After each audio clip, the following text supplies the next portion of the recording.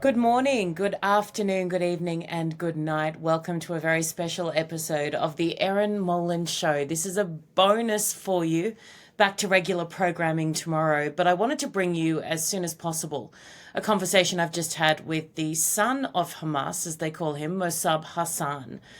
So much jubilation, particularly in Israel, but around the world, with decent, peace-loving people about the imminent return of the hostages. This is, without a doubt, the most phenomenal news, what we have been fighting for and praying for so long. But at what cost?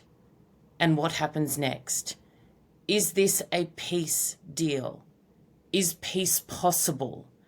We are already seeing so many examples in regions in Gaza where the IDF has moved out, where Hamas are killing innocents, killing other members of other groups, executing them right in the street, trying to rebrand themselves as this kind of Gaza Security Council. It's the same old Hamas. Nobody knows them better than the man whose father founded the terrorist organization. So I wanted his reaction to Trump's peace plan and what he thinks will happen. And I hate to say this, but this will not fill you with any confidence whatsoever. But you must watch and listen, and you must be aware. And I hope those in power also give a lot of weight to what this man is saying, because he knows. He knows. Mosab, thank you so very much for joining me, particularly given everything that is going on in the world right now. I know you're very busy. Thank you for having me. I appreciate it. The peace deal, is it a peace deal, Mosab, or is this anything but? Peace, this is a very big term. You know, they are already talking about peace. This is just, at best, I would say, a ceasefire. And according to Hamas books, this is only a truce. They cannot make peace with Jews. They cannot make peace with Israel. This is their ideology does not allow them to sign a deal with Israel. If Hamas ideology agreed to making peace with Israel, there would be peace long time ago. This is the main obstacle in front of Hamas Shura Council. It's the religion, it's the Quran, it's the Islamic ideology. So at best, Hamas can have truce with Israel for 10 to 15 years. This is what the Islamic law allows them to have with kuffar, with basically infidels, non-Muslims in a state of war. The most they could do, what Muhammad did back in the day with the Meccans, it was a truce, 15 years maximum. And they are willing to renew it, but they can never call it peace. They don't make peace with their enemies. Hostages come back. We all hope and pray that that part of this deal eventuates. But after that, you predict it will just be a free-for-all. You've gone through a theory where you essentially go through the different steps that will occur in Gaza post that part of this deal. Can you take my audience through what you think will happen? And is this part of Trump and potentially Netanyahu's plan? Well, I don't think that they have a plan, but this is the reality on the ground. And I think President Trump is not familiar very well with the Middle East, not even the American administration. I think they are missing the point. And they think that they can just force peace on Gaza, or they think it's easy to just rebuild Gaza, or they think it's simple to demilitarize and de-radicalize Hamas and other militias in Gaza. This, I don't see it happening in any foreseeable time frame. It's actually very naive to think that way. So when I created my theory, is basically I'm foreseeing the obstacles that the world leaders are going to face eventually. They will wake up on a reality where Hamas cannot disarm. Hamas prefers to die and sink the boat with everybody on it before they disarm. Not because only they want their arms to fight Israel. They need their arms to defend themselves from retaliation from other Palestinian groups, Yeah. which basically they have a long history, a bloody history with other militias. So I don't expect from Hamas to just drop their guns where other Palestinians are going to kill them. So you basically President Trump put almost an impossible condition on Hamas.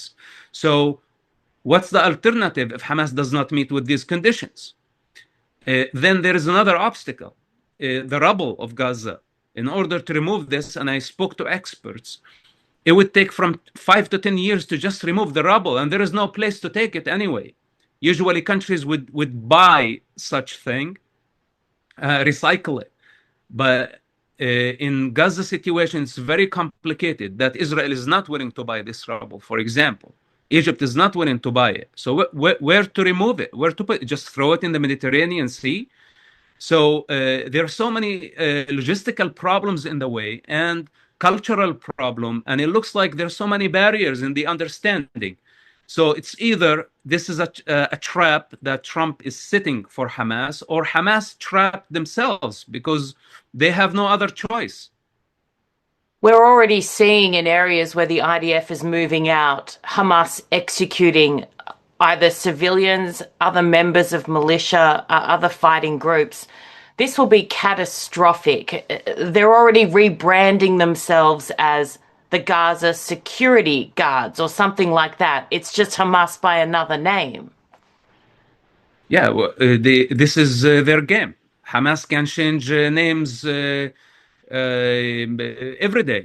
This is how the Muslim Brotherhood, Hamas is the Muslim Brotherhood, but they needed a new name, a new front, and every day they just can change to a new political party that they support. And the world would believe that Hamas is out of the governing. They know how to play the game, and the world is desperate for just ending the tragedy that Hamas created in Gaza by striking deals with Hamas, which does not make sense at all. And let's say if this deal stands, let's say if it will hold its ground and President Trump will be able to attend the conference and raise the funds to rebuild Gaza. That means we are back to the first square, and all the suffering and the tragedy of Gaza and the massacre of October 7 and the release of so many terrorists and the suffering of the hostages and all this global chaos went just in vain, and we are going to go back to the point of October 6, where Hamas is still in control of the fate of 2 million Palestinians, where they can create as many victims as they want. It sounds to me like the only option here for any kind of enduring peace in the Middle East, not just for Israelis, but for children born into Gaza, who you say are innocent. The only innocents in Gaza, the only people you can't suspect of terrorism are the children. Hamas must be destroyed, but how do you do that? Because this doesn't seem to be the way. Look, Gaza is a breeding ground. This is what Gaza is all about. The UNRWA, funded by Arab oil money for almost 50 years and more, they kept the refugee status. This refugee status created the reality of Gaza. The reality of Gaza is one of the most brutal realities in the world. Poverty, despair. It's the breeding ground for all extreme movements or groups funded by Iran or funded even by Russia, funded by China. Anybody can just jump on the wave of human tragedy. Take, for example, when Gazans were allowed at some point to come to our town, which I'm from the West Bank, it's about 100 miles away. I never been to Gaza prior to the October 7 war. But when the Gazans came to our town, which is a Christian town, within weeks, we start hearing for the first time in our town rape stories, violence, looting, all type of chaos. The people of Ramallah, the people of the West Bank simply said, we don't want Gazans coming here at all. And we kicked them out. And the Palestinian Authority did not allow Gazans to come. What I saw on October 7 was not just a surprise for me. I know the nature when people live in despair like this, and this is not Israel's fault. It's the fault of the United Nations that kept people in darkness and kept and gave the advantage to so many terrorist entities, especially the Islamic Republic of Iran, to take advantage of such despair and to keep Israel on the edge and to keep this breeding ground to manufacture terrorism and violence. So and they succeeded somehow.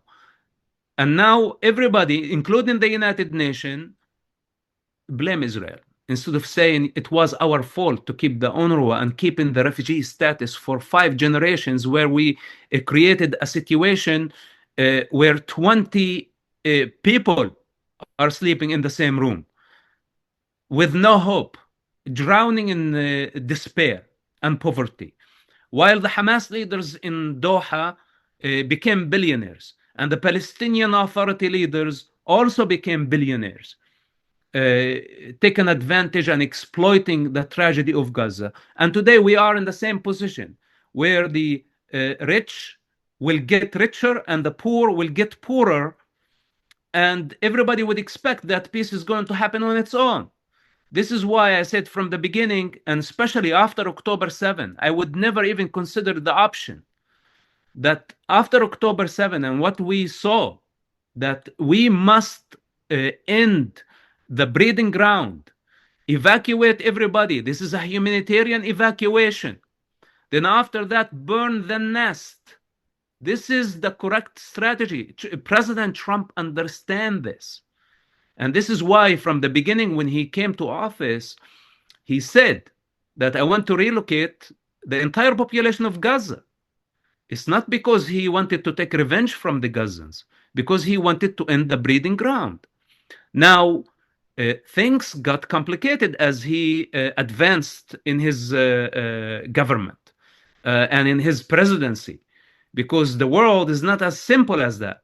And now the Arab oil money is trying to basically influence the American foreign policy. And this is their financial jihad. This is what they've been demonstrating. And I am afraid that if President Trump would try to please everybody, the Saudi Arabians, the Palestinians, the Israelis, the Americans, the Republicans, the mob on the street, then he may fail to bring peace to the Middle East, and his administration may eventually fail. So this is very, very dangerous gamble. And I think humanitarian evacuation, of course, many are going to come and accuse anybody who's involved, including myself, of ethnic cleansing against the Palestinians. But I don't care about their opinion. We cannot allow this situation to go for eternity. Enough is enough. October 7 was the countdown for Gaza. And if it wasn't for the global outrage that did not want to acknowledge the use of human shields and acknowledge Israel's right to exist, fueled by Muslim hatred around the globe, and people start believing, that Israel is committing genocide. Instead of helping Israel, they stumbled Israel. They functioned as an obstacle in Israel's way to get rid of Hamas. and they encouraged Hamas, and they gave Hamas a lifeline. When Hamas looked at the global outrage, they start to believe that they are winning.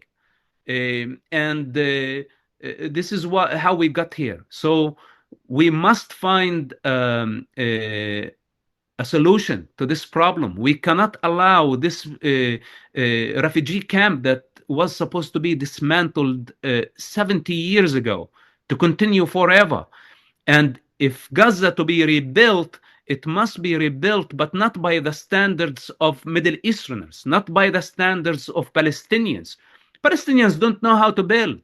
Palestinians don't know how to give. All they know how to just receive, how to take donations, where the corrupt leadership takes all the money, all the aid, and the people will continue to be in poverty and despair. This is the game. The equation, blood for money. This is what it is. Whenever they run out of funds, they start sacrificing civilians by putting them in harm's way, by weaponizing them for global pity. This is the entire Palestinian game. This type of people who I cannot trust with their own children. How can I trust them with statehood? Then, Europe came to the picture and they rewarded Palestinians. Even though they don't have a legitimate leadership, they don't agree on one agenda, they don't have constitution, they don't have a moral compass, they cannot be trusted with their own children.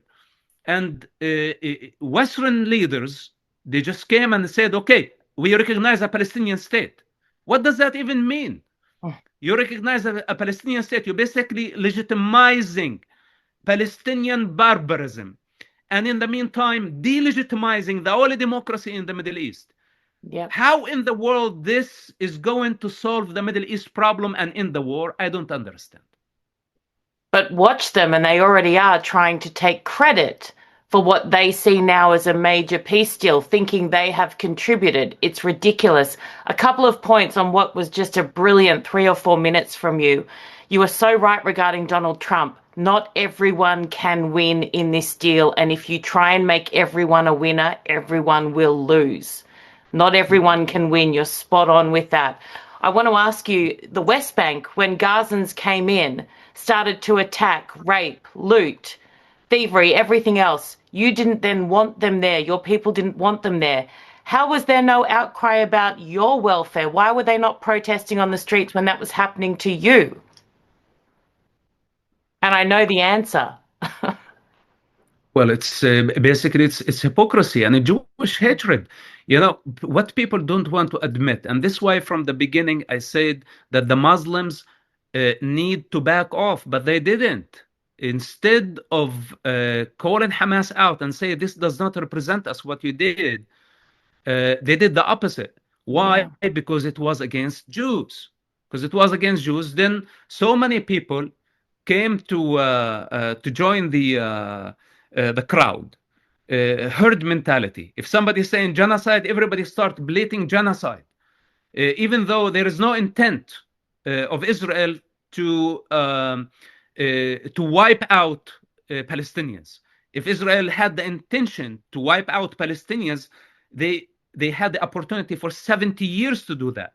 But we have 2 million Arabs in Israel. We have 3 million Palestinians in the West Bank and 2 million Palestinians in Gaza.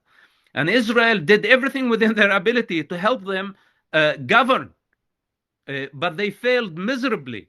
Mahmoud Abbas and the Palestinian Authority failed their task. And Hamas took over Gaza, and for 17 years they have been controlling the Strip. So who takes responsibility for that failure? It wasn't Israel. Mahmoud Abbas had obligation, the Palestinian Authority, according to Oslo peace agreement.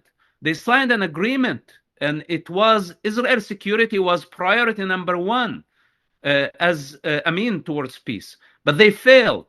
Mahmoud Abbas failed Israel. Then he hid in the grass, just like a snake, waiting for the moment to exploit Gaza tragedy. And European leaders gave him recognition as the moderate alternative to Hamas. Well, he's not. He's a total failure. If it wasn't for him, Hamas wouldn't be there. If it wasn't for his corruption, Hamas wouldn't even come to power. So, of course, the world is driven by very strong emotions, and people don't want to see people dying on the social media. This is the first war, that the entire world had to see on the social media, live streamed from day one.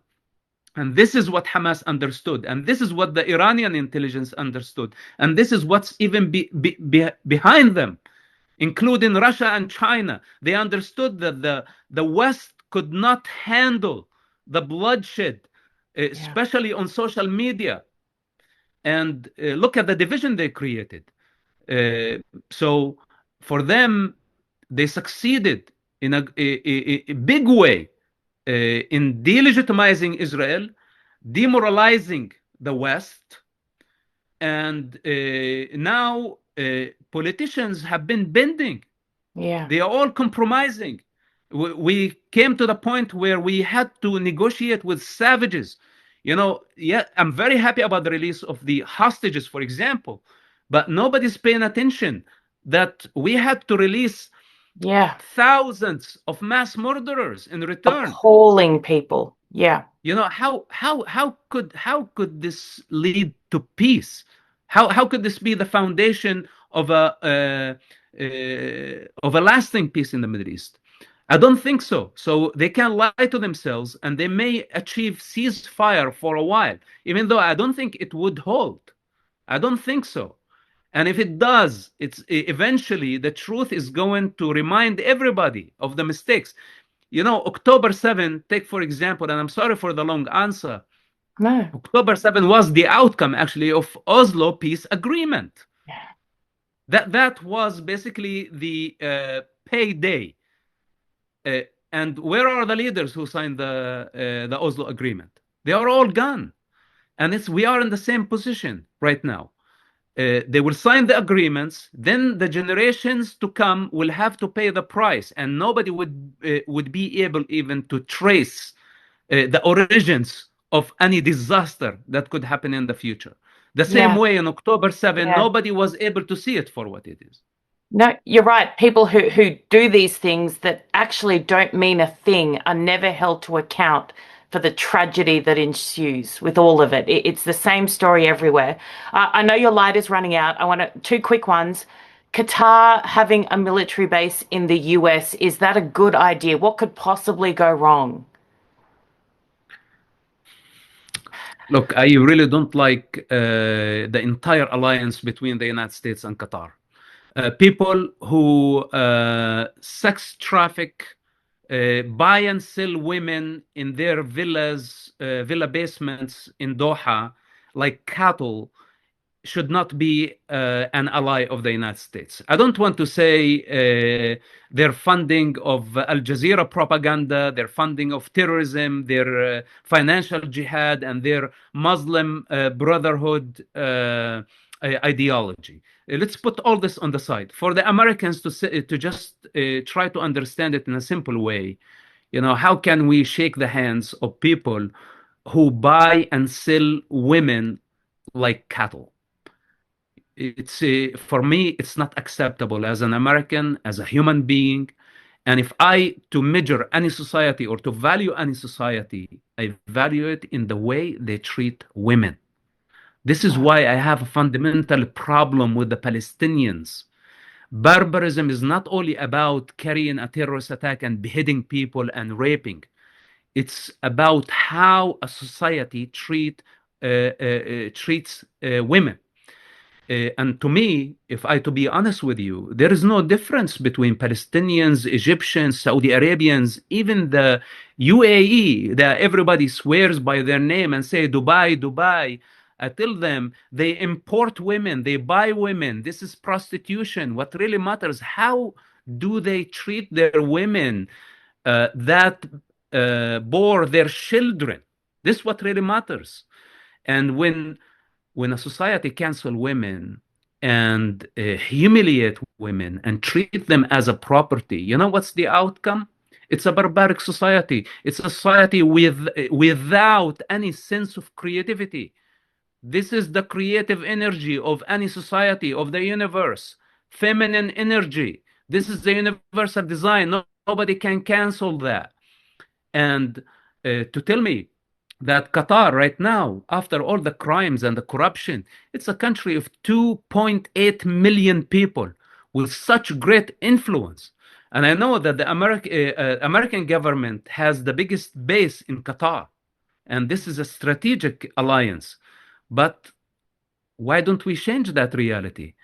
And of course, the attraction when they contribute to the exhausted American economy, $1 trillion or $1.2 trillion. This is a big fat temptation right there. But what did we pay in return? And who At actually what is going to cost? pay? At At what what cost? cost? Yeah. Last thing, those watching and listening will know that your father was one of the founders of Hamas, and which is what makes what you do so incredible. You put this up online, and I wanted to read it and get your reaction to it, and I want to share it with my listeners and my viewers. Mm. I've maybe forgiven you, and this is aimed at your father. I've maybe forgiven you for handing me to the Lord of Death to save your face. That's between us. But the bloodshed, the screams of October 7 victims, and Gaza's children crushed, shattered under rubble, that's not mine to forgive. Wow. Look, it's very, very difficult situation for me. And as I said, my forgiveness to my father after saving his life multiple times, and this is what people don't understand, and they just go on accusing me, and they think they don't understand the complex situation. I saved my father's lives many, many times, and I sacrificed my life actually so he could live. And after he disowned me, and I just was left with nothing, and I went into the unknown. And when I said the Lord of Death, I meant what I said.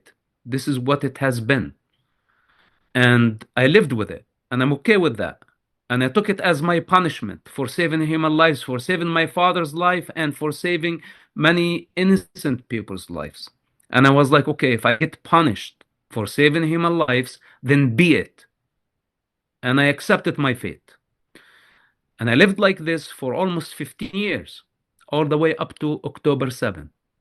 And up to that point, I had a great respect for my father. I would never speak about him anything bad because actually I loved him and I did not have a problem with him. Now, after watching the massacre on October 7th, I could not forgive his involvement with Hamas. I could not forgive his cowardice to stay with such a barbaric group and his hypocrisy that he's incapable of doing the things that Hamas did on October 7th. But on the other hand, he's given them legitimacy, he's given them cover, he's justifying their work. And this was the moment where something deep inside my heart got disconnected.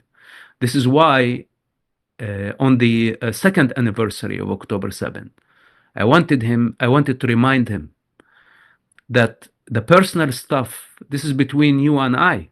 I did not mind to die for his sake. I did not mind to just be shunned completely so he could live, so my siblings could live. I did not have a problem with that. But when it came to October 7 attacks, this is not up to me to forgive him. Simple as that.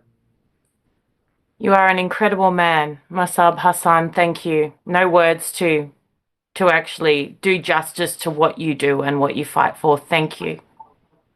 You're most welcome. Thank you very much. It's impossible to fathom his situation, isn't it? Absolutely impossible. And I hope to God he is wrong. But I'm almost certain he is not. Mosab Hassan, one of the great voices, not just of a generation, but of many, of many.